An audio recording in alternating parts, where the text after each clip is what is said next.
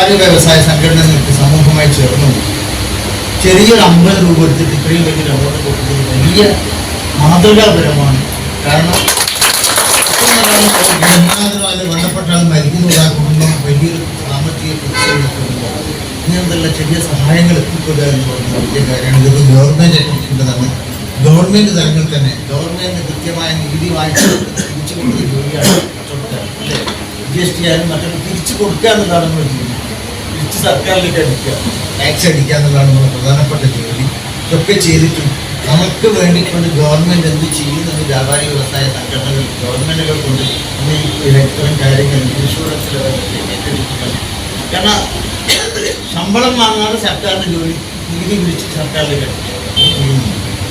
എന്തെങ്കിലും തെറ്റ് ചെയ്താൽ അതിനെതിരെ ശക്തമായ നിലപാട് നടപടി ഗവൺമെൻറ് സ്വീകരിക്കുന്നു. അതുകൊണ്ടൊക്കെ എനിക്ക് ഒരാൾ ആരോട് ഇൻവോൾവ് ചെയ്യാതിരിക്കുക, വളരെ പെർഫെക്റ്റായിട്ട് കാര്യങ്ങളൊക്കെ നടത്തുക. എല്ലാവർക്കും സന്തോഷവും മനസ്സമാധാനവും ഉണ്ടാകട്ടെ.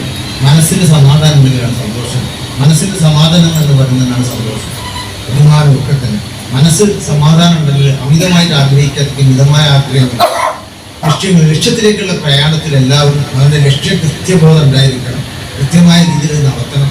എല്ലാ സ്ഥലത്തും സത്യസന്ധതയും കൃത്യതയും പാലിക്കണമെന്ന് അഭ്യർത്ഥിച്ചുകൊണ്ട് ഞാൻ നിർത്തുന്നു.